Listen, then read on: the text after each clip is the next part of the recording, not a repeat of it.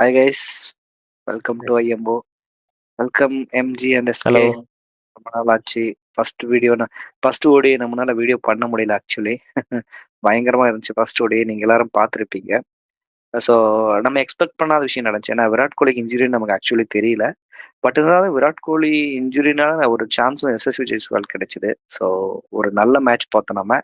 ஏன்னா நீங்க first match எடுத்துக்கிட்டீங்கன்னா ஒரு குட் கண்டஸ்ட்னு தான் சொன்னோம். ஓரளவு அவங்களும் ட்ரை பண்ணாங்க. பட் நம்மளோட இந்தியன் பவுலர்ஸ் வந்து பிரம்மாண்டமா பண்ணாங்க. நம்ம வந்து இன்னுமே ஏன் நம்ம வந்து ஜடேஜாவெல்லாம் பயங்கரமா ஒரு அவர் வந்து ஒரு ஆல் ஃபார்மேட் பிளேயரு, அவர் ஒரு பயங்கரமான ஆல்ரவுண்டர்னு சொல்றதுக்கு காரணம் ஏன்னு அவர் ஈஸியா ப்ரூவ் பண்ணாரு. ஒருவேளை அன்னைக்கு ஜடேஜா அந்த பர்ஃபார்மன்ஸ் கொடுக்கலன்னா மேபி ஒரு 280, 290 போயிருந்தா நமக்கும் கொஞ்சம் ரிஸ்க் இருந்திருக்கும் வின்னிங் ஸ்டேஜுக்கு போறதுக்கு. அதே மாதிரி பேட்டிங்ல வந்து ஒரு சுப்மன் கில், அக்ஷர் பட்டேல் எல்லாருடைய கான்ட்ரிபியூஷன் வந்து பயங்கரமா இருந்துச்சு accept Rohit Sharma. So first மேட்சை பத்தி என்ன நினைக்கிறீங்க? எந்த மாதிரி டீம் இருந்தது? இந்த இந்த இந்த டீம் வந்து நீங்க பர்ஃபெக்டா ஒரு ஏன்னா விராட் கோலி உள்ள வந்துருவாரு. அவர் எக்ஸ்பெக்ட் பண்ணி மற்றவங்க எல்லாருமே சாம்பியன்ஸ் ட்ராஃபிக்குள்ள போவாங்கன்னு நினைக்கிறீங்களா? ஸோ உங்களுடைய தாட் ஃபர்ஸ்ட் மேட்சை பத்தி எம்ஜி நீங்க ஸ்டார்ட் பண்ணுங்க. இல்லைன்னா இந்த பிஜிடிக்கு அப்புறம் சும்மானியோட ஃபார்மை பத்தி நம்ம நிறைய கொஸ்டின் இருந்துச்சு. ஏன், எதுக்கு, ஏன் வைஸ் கேப்டன், அந்த மாதிரி ஏகப்பட்ட கொஸ்டின் எல்லாருக்குமே இருந்துச்சு. ஸோ அது அந்த மாதிரி கொஸ்டினுக்கெல்லாம் பார்த்தீங்கன்னா நீட்டாக ஒரு ஆன்சர் பண்ண மாதிரி ஒரு பிளேயிங் சுமன் கிட்ட இருந்து பார்த்தோம். பயங்கர எப்படின்னா ஒன் டே மேட்ச் எப்படி ஆடணுமோ அப்படி ஆடின மாதிரி தெரிஞ்சு, பெருசா ஒன்றும் ஆசைப்படாம நீட்டா நல்ல ஒரு பிளேயிங்கா இருந்துச்சு. ஜெய்சால் வாய்ப்பு வந்து கிடைச்சாலுமே அவர் வந்து இந்த பிளேயிங் லெவல் இருப்பாரான்றது எப்பவுமே ஒரு கேள்விக்குறி. ஏன்னா அதுக்கு சுமனியோட பர்ஃபார்மன்ஸும் சரி, ரோஹித் கண்டிப்பா இருக்கும்போது அவருக்கான பொசிஷன் வந்து கொஞ்சம் கேள்விக்குறியா தான் இருக்கு. மிடில் ஆர்டர்ல வந்து எக்ஸ்ட்ராடினரி, அதாவது என்ன சொல்றது, ஜடேஜா பெர்ஃபார்மன்ஸ் எல்லாம் அந்த அன்பீட்டபிள் தான் எனக்கு தெரிஞ்சு. செம்மையா பண்ணாரு, நல்லா எக்கனாமிக்காவும் இருந்தாரு. பார்க்கலாம், இது இன்னும் நிறைய பேச வேண்டியது இருக்கு. அப்படி போகும். எஸ்கே எப்படி சொல்றது, சாம்பியன் ட்ரோஃபி வரப்போகுது. ரோஹித்தினுடைய ஃபார்ம் வந்து இன்னும் ரொம்ப மோசமா தான் இருக்கு. டெஸ்ட் மேட்ச்ல இருந்து இதுக்கு ஓடிஐக்கும் தொடருதுன்னு சொல்லலாம். ரொம்ப பெரிய கன்சர்ன்ஸ் இந்தியாவுக்கு இது. ஏன்னா அவர் கேப்டனா வந்து லீட் பண்ண போறாரு. ஸோ அவருடைய ஃபார்மே இப்படி இருக்கும்போது வந்து எப்படி வந்து சாம்பியன் ட்ரோஃபிஸ்ல வந்து அவருடைய பர்ஃபார்மன்ஸ் இருக்க போகுதுன்றது ஒரு பெரிய ஒரு எதிர்பார்ப்பா இருக்கு. மற்றபடி பார்த்தீங்கன்னா ஃபர்ஸ்ட் மேட்ச்ல நல்லா ஸ்டார்ட் பண்ணாங்க இங்கிலாந்து. பட் அவங்களால நல்லா ஃபினிஷ் பண்ண முடியல, நல்லா கொண்டு போக முடியல. அதுக்கு காரணம் என்ன பார்த்தீங்கன்னா இந்திய ஸ்பின்னர்ஸுடைய ஒரு இந்திய ஸ்பின்னர்ஸா இருக்கட்டும், ஹர்ஷித் ராணாவா இருக்கட்டும், எல்லாருமே வந்து கொஞ்சம் நல்லாவே பண்ணாங்க. இந்த ஸ்பின்னர்ஸ் எல்லாம் ரொம்ப டாமினேட் பண்ணிட்டாங்க. ஸ்பின்னர்ஸ் அகைன் அதே மாதிரி சொதப்பிட்டாங்க. இங்கிலாந்து பேட்ஸ்மேன்ஸ் அவங்க எப்படி வந்து அந்த சாம்பியன் ட்ரோஃபிஸா இருக்கட்டும், இல்ல இந்த இருக்கிற 2 மேட்ச் இந்த ஸ்பின்னர்ஸ் எப்படி அவங்க ஃபேஸ் பண்ண போறாங்கன்றது ஒரு ஒரு கேள்விக்குறியா இருக்கு. ஏன்னா அந்த அளவு தான் அவங்க வந்து ஸ்பின்னர்ஸ் வந்து ஃபேஸ் பண்றாங்க.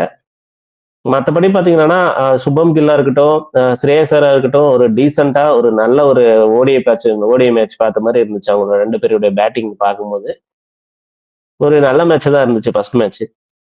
இல்ல, எனக்கு நீங்க 2 பேரும் அதாவது எம்எஸ் எஸ்கே நீங்க பேசும்போது என்ன இருக்குன்னா, ரொம்ப இது ஓவர் ரேட்டட் கொடுக்குற மாதிரி இருக்கு. இங்கிலாந்து பிளேயிங் பார்த்தது எப்படின்னா ரொம்ப டஃப் கொடுத்துருப்பாங்க, அந்த மாதிரிலாம் ஒண்ணுமே இல்லை. ஒரு இந்தியா ஃபுல்லா டாமினேட் பர்ஃபார்மன்ஸ் தான் இருக்கு. ஏன்னா அந்த மாதிரி ஒரு இங்கிலாந்து டீம் வந்து நம்ம ஸ்டார்ட்லயும் ஆரம்பிச்சுதான் கொஞ்சமாக டஃப் இருக்கு. ரொம்ப ஈஸியா மேட்ச் இல்ல, ஒரு ஃபர்ஸ்ட் 6 ஓவர் 7 ஓவர் நீங்க பாத்திருப்பீங்க எப்படி போச்சு ஸ்கோரு, ரன் ரேட் எப்படி இருந்துச்சுன்ட்டு. சோ சால்ட் எல்லாம் வந்து அந்த ரன் அவுட் ஆகலன்னா அவர் எங்க போய் நிறுத்திருப்பாருன்னு தெரியல. ஸ்கோர் ஒரு 300 போயிருந்துச்சுன்னா கொஞ்சம் காம்படிட்டிவா தான் இருக்கும் மேட்ச். இல்ல இது 50 ஓவர் மேட்ச்ன்றதுனால ஃபர்ஸ்ட் ஒரு 6 ஓவர் வச்செல்லாம் மேட்ச் வந்து டிசைட் பண்ண முடியாது. ஏன்னா மேட்ச் வந்து 50 ஓவர் வரைக்கும் போது எங்க வேணா மிஸ்டேக் நடக்கலாம். சோ அந்த மிஸ்டேக் பார்த்தாலே அவங்க சைடு தான் இருக்கு. அதுக்கப்புறமே யாரும் பெருசா வந்து ஆடல. சரி, அவங்க 2 பேரும் ஓப்பனிங் நல்லா கிடைச்சு அப்படி பார்த்தா இந்தியன் ஓபனர்ஸ் கூட தான் நல்லா பண்ணல. இன்கேஸ் ஸ்ரேயஸ் ஐயரே இல்ல, ஸ்ரேயஸ் வந்து அந்த ட்ரிகர் கொடுக்காம இருந்தா இந்தியனுடைய பேட்டிங் எப்படி போயிருக்குன்னு நம்ம சொல்ல முடியாது இல்லையா? ஏன்னா 50 ஓவர் மேட்ச் அவங்களும் வந்து அஜில் ரஷீத் நல்லா தான் போட்டுக்கிறாரு. ஜோப்ராச்சரும் ஹர்ஷித் ராணாக்கும் ஒன்னும் சலிச்சுங்களா, 2 பேருமே ஒரு ஈக்குவலான பவுலர்ஸ் தான் இப்ப இருக்கும்போது. அப்படி பார்க்கும்போது வந்து ஸ்ரேயஸர் வந்து நல்லா ஒரு பிளாட்ஃபார்ம் செட் பண்ணி கொடுத்தாரு. அவர் அடிக்கலன்னா அது சுபம் கில் அந்த அளவு வந்து அவர் கொண்டு போயிருப்பாரானே தெரியல மேட்ச. சோ அப்படி பாத்தீங்கன்னா கூட 6 விக்கெட் போயிடுச்சு இந்தியா. அது ஸ்ட்ரகிள் ஆகல.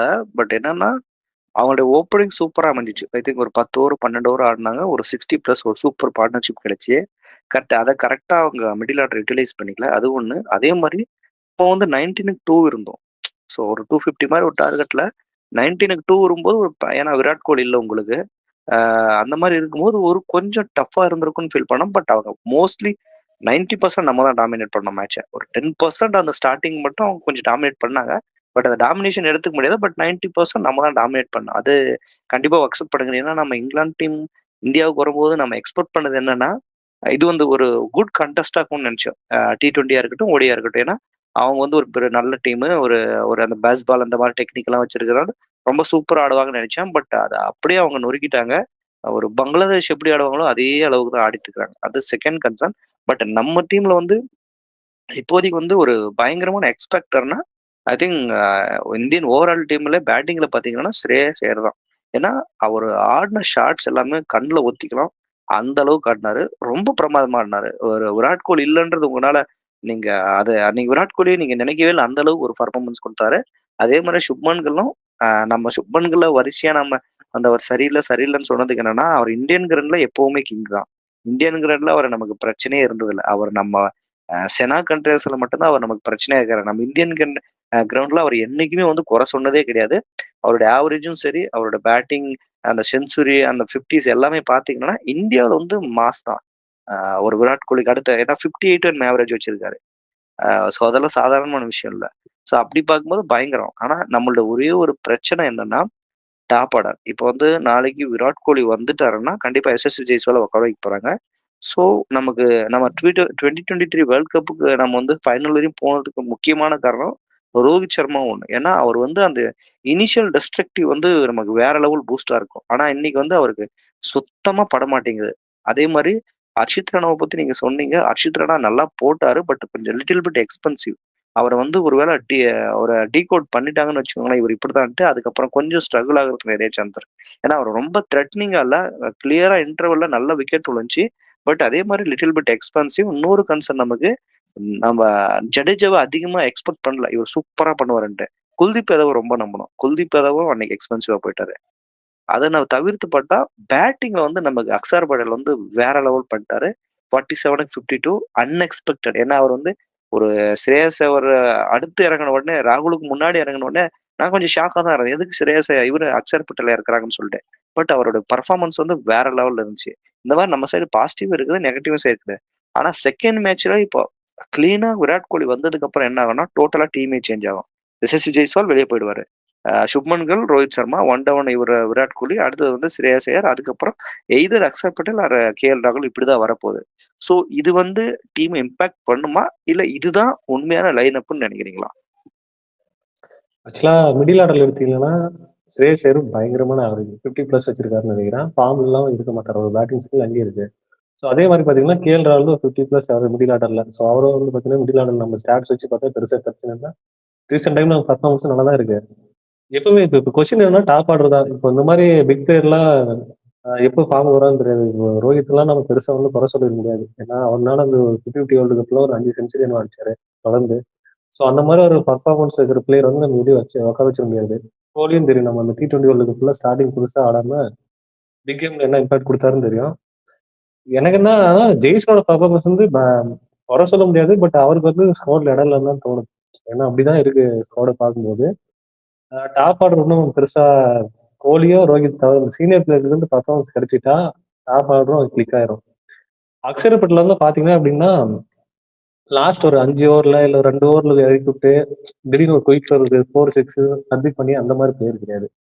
கொஞ்சம் ஏர்லியா முன்னாடியே இறக்கி விட்டா ஒரு நிதானமா ஆடி பயங்கர ஸ்கோர் வந்து எடுத்து வராரு நம்ம ப்ராப்பர் T20 கூட. பேட்ஸ்மேனா அந்த மாதிரி இருக்கும்போது நம்ம வந்து ரொம்ப லோ ஆர்டர்ல இருக்கக்கூடாதுன்னு தோணும். ஏன்னா ஒரு லெஃப்ட் ரைட் காம்பினேஷன் போது அவர் கொஞ்சம் அதுவும் கொஞ்சம் பாசிட்டிவான சைடா இருக்கு அவர்கிட்ட இருந்து. ஜடேஜாக்கு முன்னாடி ஈஸியா போலாம்.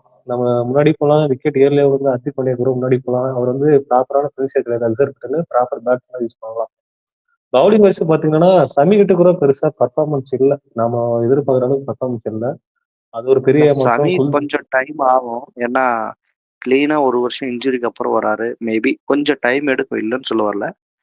பட் அவரோட லென்த் சூப்பரா இருந்துச்சு. விக்கெட் லிட்டில் பிட் அன்லக்கின்னு சொல்லுவேன். பட் லென்த் நல்லாவே போட்டாரு. ஸோ நான் சமியை வந்து இதுல வந்து நான் நெகட்டிவா சொல்ல மாட்டேன். பிகாஸ் டைம் எடுக்கும். கண்டிப்பா டைம் எடுக்கும். ஒரு வருஷம் கிரிக்கெட் ஆடல, ஒரு இன்டர்நேஷனல் மேட்ச் ஆடல. அது டைம் எடுக்கும். ஸோ அப்படி பார்க்கும்போது அதுதான் சொல்றேன். இந்த லைன் அப் தான் போறாங்க. ஏன்னா இதுதான் வந்து நீங்க சாம்பியன்ஸ் ட்ராஃபில போற ஸ்குவாடும் இதுதான். அது 100% கன்ஃபார்ம் ஆயிடுச்சு. எய்தர் பும்ரா இன்ஜுரி கன்சர்ன் இல்லாட்டி ஹர்ஷித் ராணாக்கு பார்த்து பும்ரா வராரு அவ்வளவுதான். நீங்க இதை தவிர்த்து வேற எதுவும் சேஞ்சஸ் இருக்க போதில்ல. என்னோட இன்னொரு கொஸ்டின் என்னன்னா, what's went wrong with England also. England team கிட்ட எது வந்து ஒரு ராங்கா ஃபீல் பண்றீங்க? எஸ்கே நீங்க சொல்லுங்க. இங்கிலாந்து டீம் வந்து எந்த இடத்துல கோட்டை வர்றாங்க மேட்ச்? T20 இருக்கட்டும், இல்ல இப்ப நடக்கிற ஓடிஐ சீரீஸா இருக்கட்டும், ரெண்டுமே வந்து அவங்க அதிகமா ஸ்ட்ரகிள் ஆகிறது பாத்தீங்கன்னா, ஸ்பின்னர்ஸ் எப்படி ஹேண்டில் பண்றதுன்றதுதான் அவங்க ஒரு பெரிய ஒரு சொதப்புறாங்களோன்னு தோணுது. ஸ்பின்னர்ஸ் வந்து அவங்க சரியா ஆடிட்டாவே வந்து மேட்ச் வந்து, ஏன்னா இந்தியன்ஸ் வந்து பாத்தீங்கன்னா T20 இருக்கட்டும், இல்ல இந்த ஓடியா இருக்கட்டும், ஸ்பின்னர்ஸ் தான் ரொம்ப வந்து அவங்க என்ன சொல்றது, நம்பி அவங்க வந்து அவங்கள ஆட வைக்கிறாங்க. அப்படின்னும் போது வந்து அவங்க டேக்கிள் பண்ணா மட்டும்தான் அவங்களால வந்து அதுல இருந்து தப்பிச்சு வெளியே வர முடியும். அது வரைக்கும் வந்து அவங்களால வந்து இதை பிரேக் பண்ண முடியாதுன்னு நினைக்கிறேன். ஸோ ஸ்பின்னர்ஸ்ல வந்து அவங்க கொஞ்சம் கான்சென்ட்ரேட் பண்ணணும். மற்றபடி பாத்தீங்கன்னா அதே மாதிரிதான் ஒரு ஓப்பனர்ஸ் கொஞ்சம் நல்லா பண்ணி கொடுத்தாலும் வந்து அந்த மிடில் ஆர்டர்ஸ் வந்து கடைசி வரைக்கும் கொண்டு போக மாட்டேங்கிறாங்க. யாருன்னா ஒருத்தவங்க வந்து நின்னாலும் மத்தவங்க வந்து ஒரு ஒரு பார்ட்னர்ஷிப் எங்கேயுமே கிடைக்க மாட்டேங்குது அவங்களுக்கு, நான் நினைக்கிறேன். ஸோ ஸ்பின்னர்ஸ் நல்லா ஹேண்டில் பண்ணணும், சேம் டைம்ஸ் வந்து அந்த மிடில் ஆர்டர்ஸ் கொஞ்சம் நின்று ஆடி கடைசி வரைக்கும் மேட்சை கொண்டு போகணும்னு நினைக்கிறேன் நான். இது ரெண்டு தான் அவங்களுடைய பெரிய பிரச்சனையா தோணுது என்னை பொறுத்த இல்ல வரைக்கும். அக்ரேஷன் வந்து கைவிடணும். அதாவது என்னன்னா, இந்த டீமுக்கு என்ன தேவை அதுதான் ஃபர்ஸ்ட் டீமுக்குள்ள அடாப்ட் ஆகணும். நம்ம வந்து பெருசா வந்து T20 ஸ்குவாட்ல இருந்து இந்த 50-50 ஸ்குவாடு பெருசா சேஞ்சஸ் இல்லை அவங்க சைடுல. நம்ம சைடு வந்து நிறைய சேஞ்சஸ் இருந்துச்சு, ஏன்னா அந்த ஸ்குவாடுக்கு ஏற்ற மாதிரி. பட் அவங்ககிட்ட வந்து ஃபார்மெட்டுக்கு வந்து பெருசா சேஞ்ச் பண்ணலாம் அவங்க. ஜோ ரூட் மட்டும் தான் உள்ள வந்தாருன்னு நினைக்கிறேன் தெரிஞ்சு.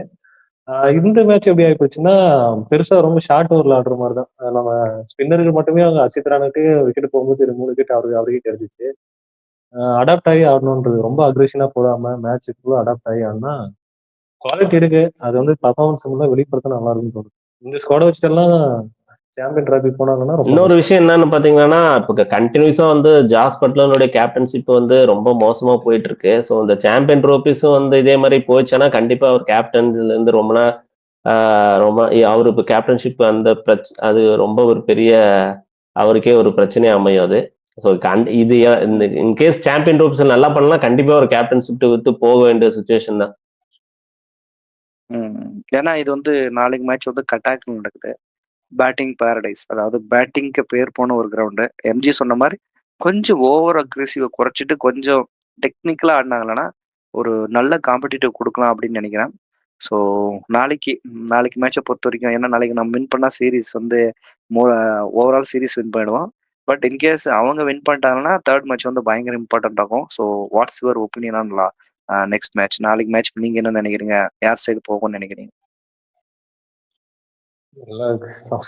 கன்ஃபார்ம் ஒன் சைடு தான் போக போகுது. பட் எந்த அளவுக்கு பியூட்டிஃபுல் பேட்டிங் கிரவுண்ட், அது நல்ல ஒரு பேட்டிங் கிரவுண்டா இருக்க போகுது, அதுக்காக சொல்றேன். எதுவா இருந்தாலும் ஒன் சைடா தான் போக போகுது. அந்த மாதிரி ஒரு தாட்டு தான் இருக்கு. அதை தாண்டி வந்து ஏதாவது நம்ம ஸ்குவாட்ல ஏதாவது சின்ன சின்ன சேஞ்சஸ் இருக்குமோன்றது. ஏன்னா ஃபுல்லா வந்து பாத்தீங்கன்னா சாம்பியன்ஸ் ஸ்டாப்ல இருக்கிறது மட்டுமே வாய்ப்பு கொடுக்குற மாதிரி இருக்கு. இல்ல, ஒரே ஒரு சேஞ்சஸ் தான்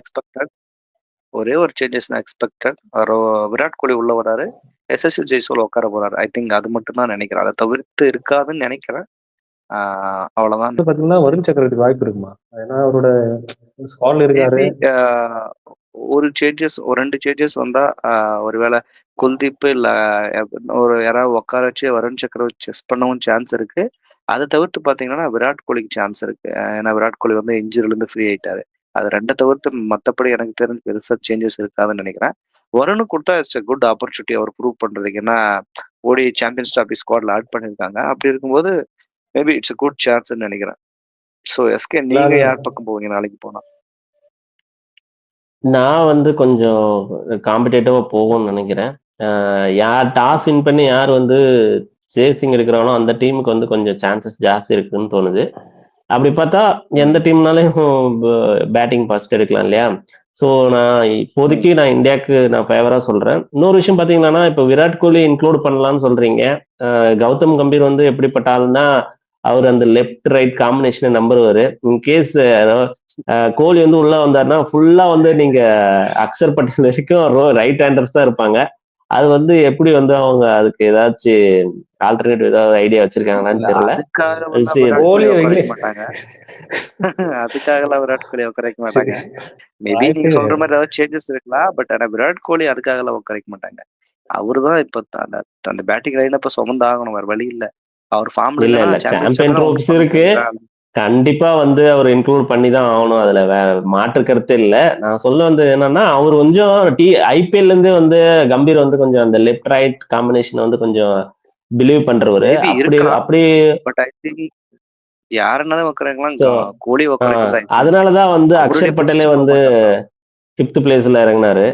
ஸோ அந்த மாதிரி இல்ல, நான் எங்க- ஒரு இல்ல கோலி கிட்ட போயிட்டு டைரக்டா அவர் உட்கார இது பண்ண எனக்கு எந்த இப்படி ஒண்ணா இல்ல யோசிக்கலாம். அதாவது என்னன்னா கோலியை business- கரைக்கிறது நான் சொல்லல. கேஎல் ராகுலுக்கு இது ஏதாச்சும் நான் சொல்ல முடியாது, ஏன்னா கேஎல் ராகுல் பதில் ரிஷப் பண்ணிட்டு கூட வர்றதுக்கு சான்ஸ் இருக்கு. ஏன்னா ரிஷப் பண்ணிட்டு இருக்காரு இல்லையா ஸ்குவாட்ல, ஏன் அவருக்கு இல்ல, ஒரு எனக்கு சான்ஸ் கொடுத்து பார்க்கலான்னு. இல்ல இந்த கோலி இருப்பாரா இல்லைன்ற டாபிக்லாம் எப்ப தெரியுமா நடக்கும்? இந்த சாம்பியன் ட்ராபிக் அப்பாறதுன்னா நம்ம திங்க் பண்ணலாம். ஏன்னா இப்ப இருக்கிற யங் பேர்லாம் நல்லா நீட்டா டீம் எடுத்துட்டு இல்ல போறாங்க. நான் வந்து கோலி கோலியை வந்து நான் சொல்லல ரிப்ளேஸ்மெண்ட்டுக்காக. ஏன் ராகுல் கூட தான் ஒருத்தர் இருக்காரு, அவரு ரைட் ஹேண்டர் தான், அவரு வரைக்கும் வந்து ரைட் ஹேண்டர்ஸ் இருக்கிறாங்க. ஸோ அதே கீப்பர் அந்த அந்த போஸ்டிங்ல இருக்கிறாரு இல்லையா ரிஷப் பண்ணிட்டு, ஸோ அவர் லெஃப்ட் ஹேண்டரு, அப்படி ஏதாவது யோசிப்பாங்களோன்னு தோணுச்சு. இல்ல. நடக்கிறது தெரியாது, நாளைக்கு தான் தெரியும். இல்ல ரைட் லெஃப்ட் காம்பினேஷன் வந்து நீங்க பாப்பீங்களா? அது ரொம்ப தேவையா என்ன? பர்ஃபார்மன்ஸ் கிடைச்சா ஓகே தான். அது பார்க்கலாம் முடியல இருக்கு. ராகுல கூட வைக்கிறது ரொம்ப கஷ்டம். ஏன்னா 49 வச்சுக்கிறாரு ஆவரேஜ் ஓடியில.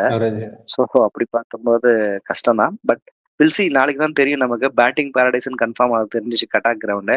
ஸோ இங்கிலாந்து கொஞ்சம் காம்படிட்டிவா பண்ணி ஒரு காம்படிட்டிவ் மேட்சா அமைஞ்சா பயங்கரமா இருக்கும். ஏன்னா நம்ம கிட்டத்தட்ட 5 T20 ஒரு ஓடியை பார்த்துட்டோம். இன்னுமே வந்து ஒன் சைடட் மேட்சா தான் இருக்க தவிர ஒரு காம்படிட்டிவ் மேட்ச் இல்லை.